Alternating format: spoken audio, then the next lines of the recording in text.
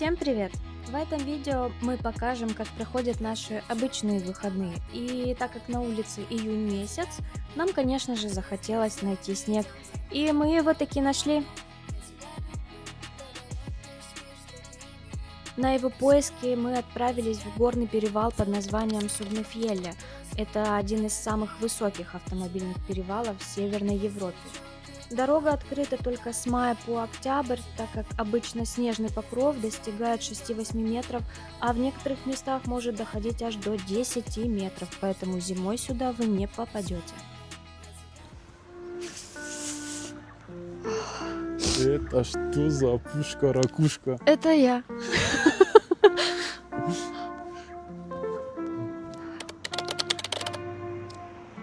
Ну пошли. Куда? Смотреть туалет.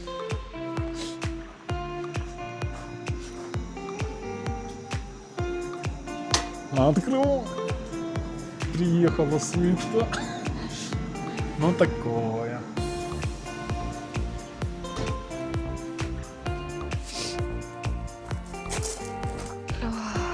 Это, наверное, самый высокий туалет в Норвегии.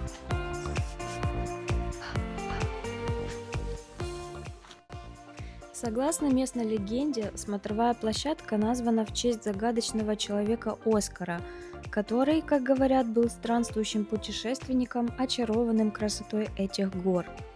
Говорят, что Оскара часто можно было найти стоящим в тишине, глядя на захватывающий дух пейзаж, словно затерянный во времени. Некоторые местные жители считали, что Оскар заключил сделку с древними горными духами, и взамен ему была дарована способность видеть горы так, как не мог ни один другой человек, с ясностью и глубиной, которые связывали его с духом земли. Один малоизвестный факт о смотровой площадке заключается в том, что зимой, когда снег покрывает горы, как мягкое одеяло, местные жители иногда находят тропы, ведущие к месту и обратно, несмотря на то, что никаких видимых путешественников здесь не было.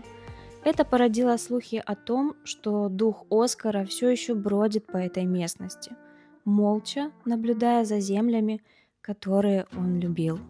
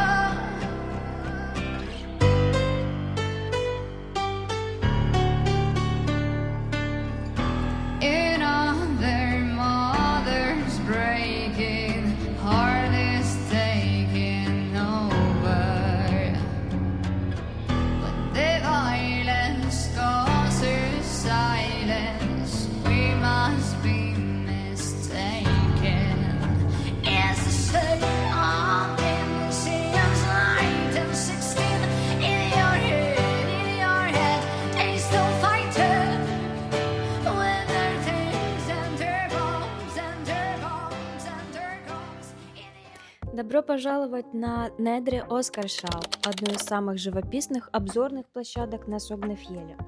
Здесь открывается захватывающий вид на одну из самых высоких гор Норвегии – массив Хюрюнгане. Стеклянная панель помогает определить высоту вершин гор вокруг.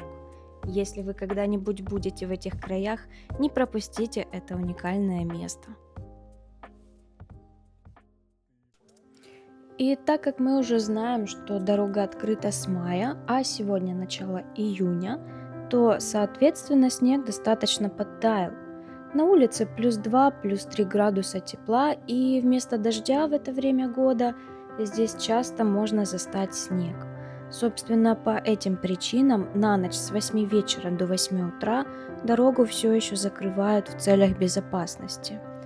Днем, когда светит солнце, снег тает, а ночью температура опускается ниже нуля, все замерзает и на дорогах становится небезопасно. Поэтому не упустите момент, когда будете здесь проезжать.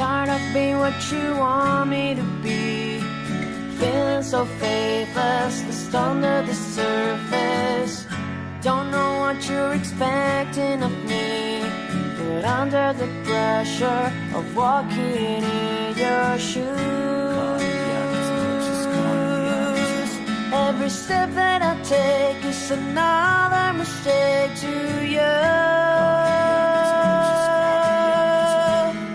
I've become so numb, I can feel you there. Become so tired, so much more aware. I'm becoming this, all I want to do is be more like me and be less like you. Can't you see that you're smothering me, holding too tightly, afraid to lose control? 'Cause everything that you thought I would be has fallen apart right in front of you. Every step that I take is another mistake to you. And every second I waste is more than I can take. I've become so numb, I can feel you there. Become so tired, so much more aware. I'm becoming this, all I want to do is be more like me and be less like you. And I know I may end up failing too, but I know you were just like me, with someone disappointed in you. I've become so numb, I can feel you there. Become so tired, so much more aware. I'm becoming this, all I want to do is be more like me and be less like. I've become so numb, I can feel you there. Try to be what you want me to be. I've become so numb, I can feel you there. Try to be what you want me to be.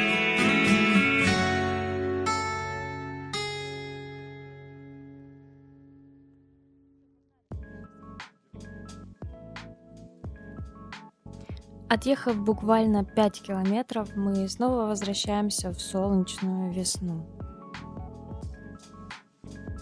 Это Лиасанден, пикниковая зона, скрытая в глубине леса. И первая хорошая новость – здесь есть туалеты. И не просто биокабинки где-то на обочине, а нормальные, чистые и доступные с мая по октябрь, так как они также закрываются на зиму. Туалеты находятся в части леса. Его не вырубили, не подстроили под людей, а наоборот, люди подстроились под него. Архитекторы просто не мешали. Добавили скамейки и немного гравия. Дорога изгибается между деревьями, каждая из которых сохранили. В глубине леса простые деревянные укрытия без стекла, рекламы и Wi-Fi. Эти приюты для велосипедистов как спасение в дождливый день или при встречном ветре. Ты просто ставишь велик под навес, садишься на лавку и слушаешь тишину. А она, пожалуй, самое ценное, что можно найти в горах. Если ты спешишь, проедешь мимо, но если остановишься, то запомнишь надолго. Да, положи. Положи камень. Нет. Я говорю, положи. Мы его домой не будем везти. Я тебе обещаю. Зай, положи. Я потом...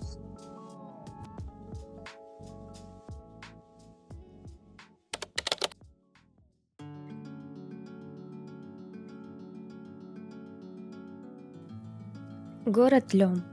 Небольшой, уютный, почти игрушечный, но с характером. В 2023 году Лём попал в топ-10 лучших деревень Норвегии. Здесь живет меньше 2000 человек. Прямо через центр города бежит река Бёвра, а через нее мост, с которого открывается вид на шумный водопад и каменные улочки. А еще здесь пекут легендарный хлеб. Местная пекарня Лёмбаккери известна на всю страну.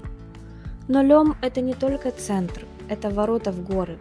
Отсюда начинается путь в национальный парк Ютюнгеймен, на ледники и перевалы Согнафьелля. Здесь хорошо начинать или останавливаться, чтобы просто пожить в тишине.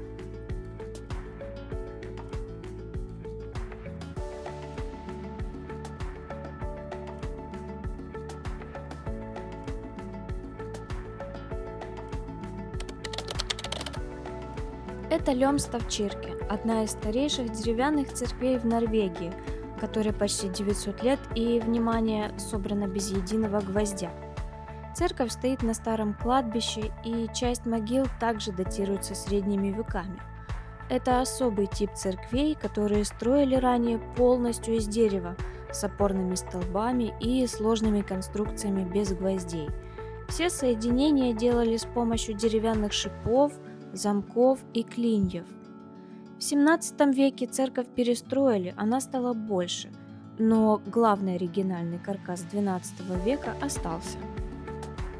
На крыше есть головы драконов. Это элемент от языческой культуры, который остался даже после христианизации. Такие драконы должны были отпугивать злых духов. Лёмкирке – это не музей, а действующая церковь. Одна из немногих, которые все еще используются по назначению.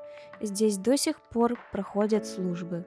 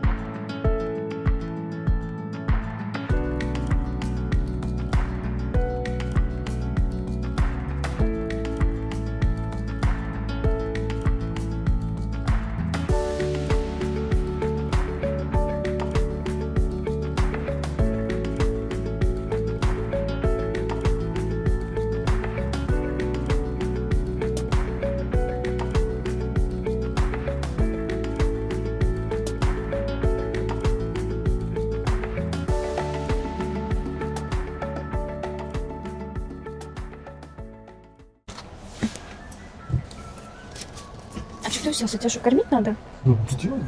Блин.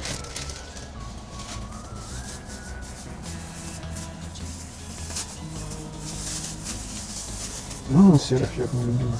Так ты сказал, вкусно. Куда сюда? Вчерашний.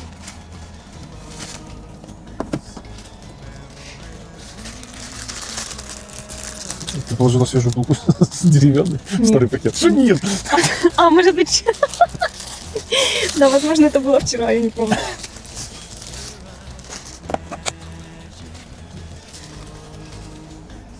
Нормально пахнет, нормально. Понятно, не боюсь. Значит, тебе нормально плохо.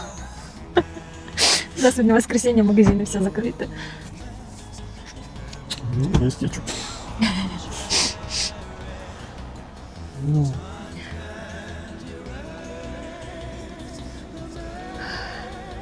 Че, не разлей? Че, помочь?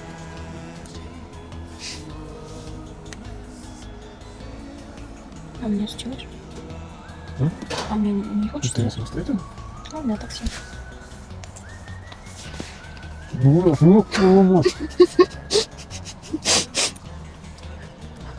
нельзя снимать. Полям синий трактор едет к нам, у него в прицепе кто-то песенку споет. А ну, малыш, давай, попробуй отгадай, кто же песенку споет. Первые тракторы в Норвегии появились примерно в 1900-х годах, но массово начали использоваться после Второй мировой войны. Проблема в стране одна – это холмы, лед, холод и тролли. Поэтому тракторы тут не просто ездили, их усиливали. Ставили гусеницы, вешали цепи на колеса, а также утепляли кабины. Сейчас старые тракторы – это как винтажный винил. Есть клубы, парады и фестивали. Люди чистят, красят, полируют технику, которая старше большинства из нас. И да, некоторые даже участвуют в гонках. Старые норвежские тракторы – это не просто железки, это история, это любовь.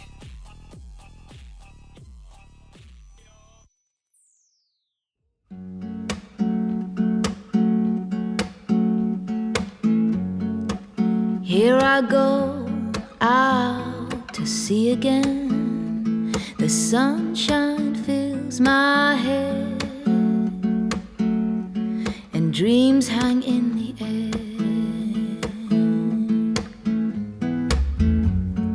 Goals in the sky and in my blue eyes. You know it feels unfair. There's magic everywhere.